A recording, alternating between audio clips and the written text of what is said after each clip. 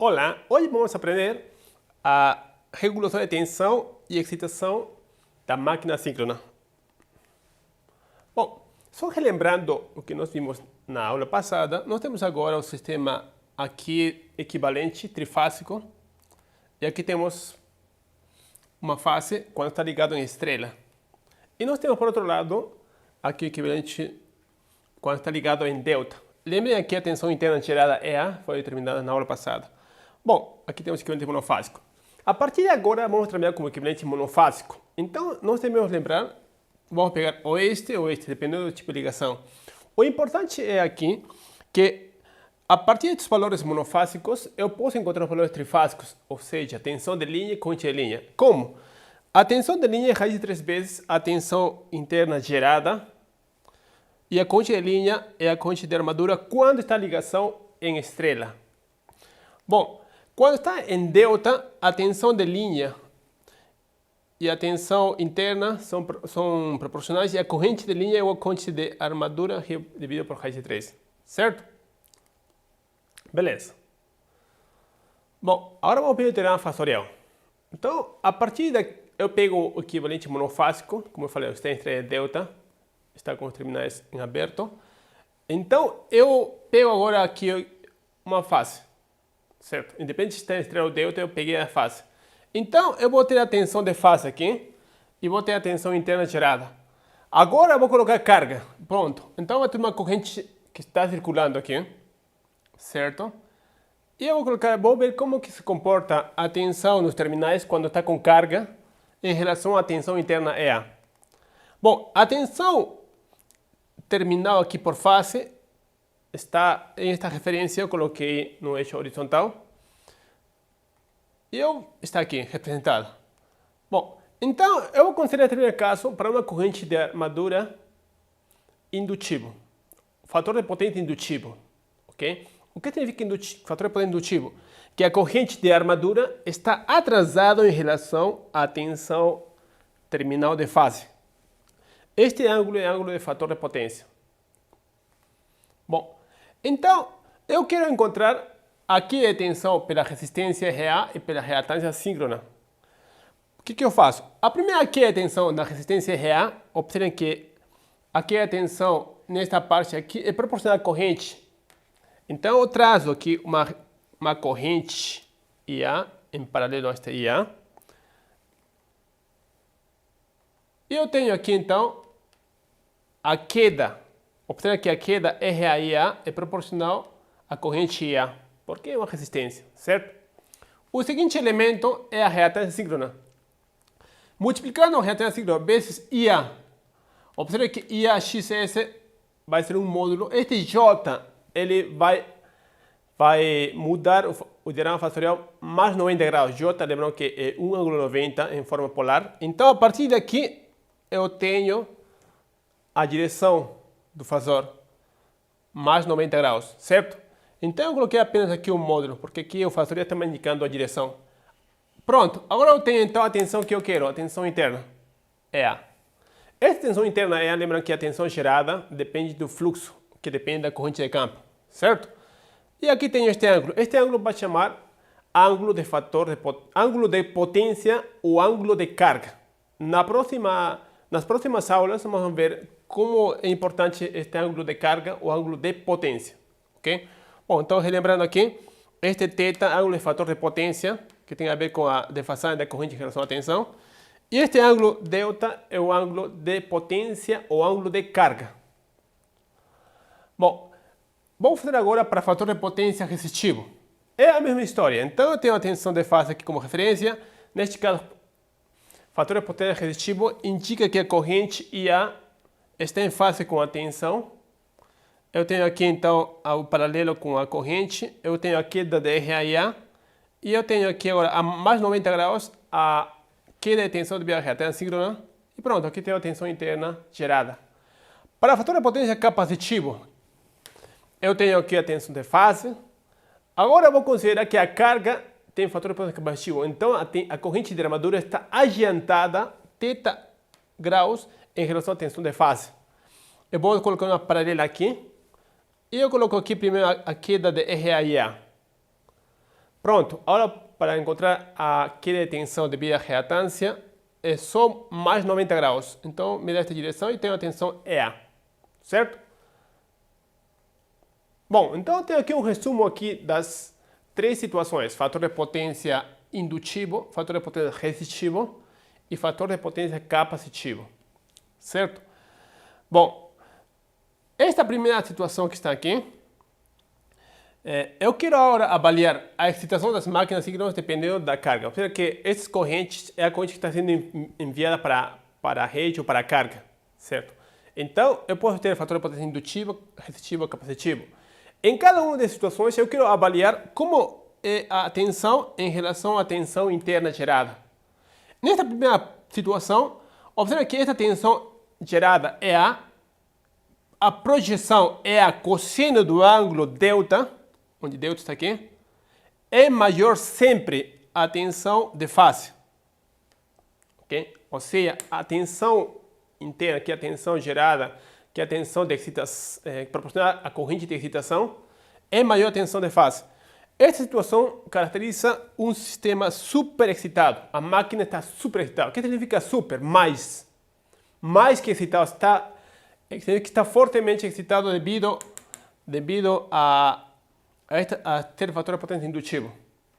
Ok? Esta segunda situação, o fator de potência resistivo, que nós desenvolvemos esse questionamento, se eu projetar o EA na direção horizontal, a tensão EA cosseno do ângulo delta é quase a tensão de fase. Eu digo que não é quase porque aqui da RAIA ele é um valor muito pequeno, né? Muitas vezes nós expressamos RA, então se eu expressar aqui seria igual. Okay? Vamos ver que esta queda é muito pequena, mas a gente expressa muitas vezes. Mas é quase igual ou igual quando você expressa. Nesta situação caracteriza um sistema normalmente excitado. Nesta outra situação, fator de potência capacitivo, se eu projetar EA no eixo horizontal, vai ficar aqui. Então, EA cosseno do ângulo delta é menor a tensão de fase.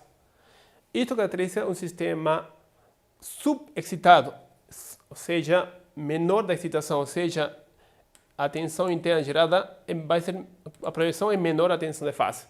Bom, isso daqui é a partir de certo valor. Observe que se aqui é positivo, aqui eu tenho... Ok, bom, então, continuando aqui. Agora vou ver a regulação de tensão. Então, eu vi o diagrama fatorial, a excitação em função da carga. Agora eu quero ver a regulação de tensão. Bom, se eu tenho tensão nos terminais, toda vez que eu colocar carga, a tensão interna gerada vai ser diferente da tensão nos terminais. Por quê? Quando não tem carga, a tensão nos terminais é igual à tensão interna gerada. Isso já vimos anteriormente. Quando eu coloco carga, não é, devido à reatância síncrona e à resistência de armadura. A reatância síncrona tem duas componentes, reatância de reação de armadura e reatância de dispersão, certo? Então, eu quero avaliar esse efeito. Quando falamos de regulação, é justamente como muda a tensão terminal em função da carga. Beleza. Eu tenho aqui o equivalente monofásico novamente e eu vou definir agora a regulação de tensão RT é igual a tensão nos terminais em vazio menos a tensão em plena carga sobre a tensão no terminal em plena carga. Estou fazendo tudo aqui com tensão de fase, mas poderia também fazer com tensão de linha, ok? Mas vou fazer com fase, que estou trabalhando tudo com o equivalente monofásico. Certo? A pergunta vem, então, eu tenho que comparar essas tensões aqui nos terminais. Como que determina a tensão nos terminais de fase em vazio? Bom, essa tensão de fase em vazio considera que a corrente de armadura é zero, você não tem aqui. Se não tiver corrente, então, a tensão é A, ou a tensão de fase é igual à tensão EA. Em outras palavras, esta fórmula que está aqui seria a tensão EA menos a tensão nos terminais em plena carga sobre a tensão nos terminais em plena carga. Ok? Novamente, se eu quiser uma regulação ideal, qual seria a regulação ideal? A regulação ideal seria a regulação zero, ou seja, não existiria a queda aqui, ó, certo? Mas beleza. Então, eu quero avaliar a regulação de tensão para as três situações que eu tinha anteriormente considerado. Por exemplo, fator de potência indutivo, fator de potência resistivo, fator de potência capacitivo. Pronto. Então, quando é fator de potência indutivo, eu tenho que comparar a tensão interna EA e a tensão de fase. Observe que a tensão EA é sempre maior que a tensão de fase, certo? Então, a regulação de tensão vai ser sempre positivo e ainda, essa tensão EA é maior, bem maior, assim, é maior, em maior proporção à tensão de fase. Então, esse valor é grande. Quando eu falo grande, estou falando assim de 3%, 4%, 5%, 6%, 7%, né? Até 10% pode chegar, tá bom? Agora, quando eu falo fator de potência resistivo, quando é resistivo, se eu comparar EA em relação à tensão de fase, EA, por ser a hipotenusa, sempre vai ser maior ainda. Porém, não é tão grande quanto o anterior, mas ainda é positivo. Ok?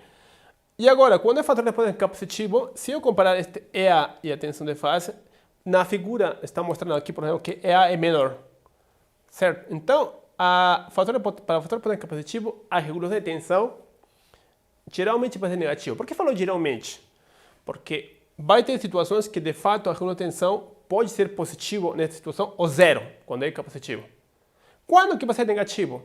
Quando a corrente de armadura é grande e o fator de potência capacitivo também é considerado, né? Observe que para passar de resistivo para capacitivo, tem que ter um valor zero nessa situação aqui, ó. Mas como a máquina sempre vai trabalhar próximo do nominal, então geralmente vai ser negativo. Pronto, só para fixar o conhecimento, então, uma questão aqui, ó.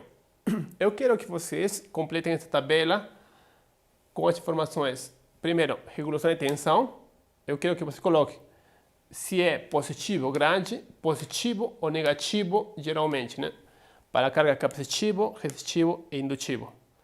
Igual para a excitação da máquina síncrona. Normalmente super ou subexcitado. Vamos lá então. Primeiro, para fator quando a corrente da carga é capacitivo. Fator de potência capacitivo. Como é a regulação de tensão? É positivo, positivo ou negativo? Bom, exatamente.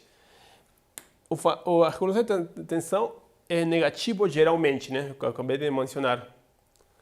E a excitação? É super, sub ou normalmente excitado? Sim, é subexcitado, né? Pronto. Quando é resistivo? Como que é a regulação de tensão? Exatamente, é positivo, certo? E a excitação, como que é? É normalmente excitado, superexcitado ou subexcitado? Normalmente excitado, certo? E quando é indutivo?